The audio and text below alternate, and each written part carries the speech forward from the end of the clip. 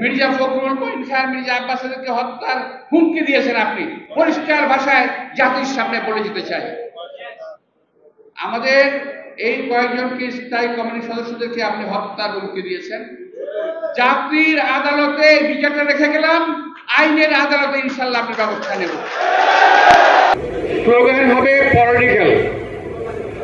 এই মুহূর্তে দরকার তত্ত্বাবধায়ক সরকার।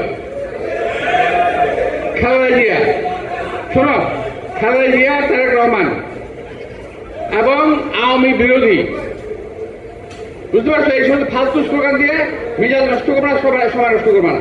সেই সময়টা বোধহয় এসে গেছে। আমাদের হাতে কিন্তু অনেক সময় নাই, যে অনেক সময় আছে আমরা আস্তে আস্তে করব। আমরা 15 বছর সময় পার করে ফেলেছি, আমাদের হাতে আছে মাত্র কয়েকটা দিন। আমি এই দিনক্ষণ বলছি না, আমি দিনক্ষণ বলছি না। কদিন আগে ওই আওয়ামী লীগের এক নেতা বলেছেন, আমরা বলতে চাই না, উনি বলছেন বিএনপির সময় 36 দিন, মনে আছে? 36 দিন। উনি কিভাবে বলছে আমি জানি না। উনি কি ইউরেনিয়াম আসার জন্য অপেক্ষা করছিল কিনা এটা আমি জানি না।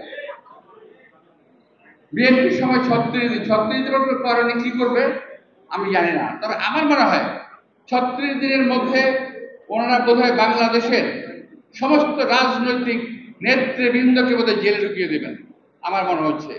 আজকে আমি যখন কোর্টে যাই, তখন আমি অনেক নেতৃবৃন্দ, অনেক মানে কি,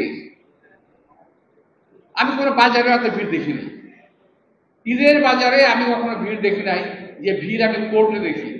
প্রত্যেকটা ফ্লোরে, প্রত্যেকটা সিঁড়িতে, প্রত্যেকটা লিফটে, প্রত্যেকটা কোর্টের ভিতরে লোক বসার জায়গা নাই, সমস্ত বিএনপির লোক। বাজে প্রতিক্রিয়া, এই প্রতিক্রিয়া এত মানুষ মারা যেতে পারে। তাহলে কি আপনি হুমকির আসামি হলেন না? মির্জা ফখরুল, মঈন খান, মির্জা আব্বাস আলীকে হত্যার হুমকি দিয়েছেন আপনি।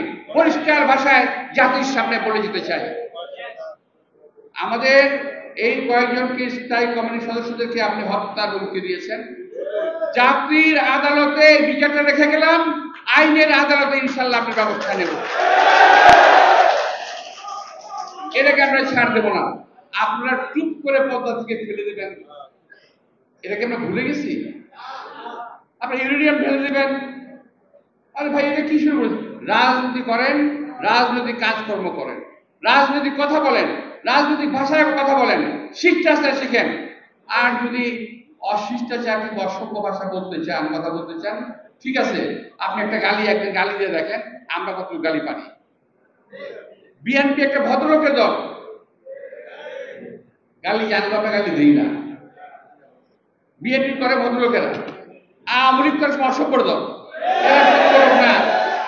সুতরাং প্রিয় ভাইরা, অনেক লোক আছে লেখাপড়া শিখে আওয়ামী লীগ হয়েছে, অর্থাৎ এরা, আমি আগে বলছি, এরা কুশিক্ষিত হয়ে গেছে, সুশিক্ষিত না। কুশিক্ষায় শিক্ষিত লোকেরা আজকে আমাদের অত্যাচার করছে, গ্রেপ্তার করছে, মামলা করছে, মিছিল করতে গেলে লাঠিপেটা করে। এই সমস্ত জিনিস থেকে আমাদেরকে এখন রেহাই পেতে হবে। পেতে হলে কি করতে হবে?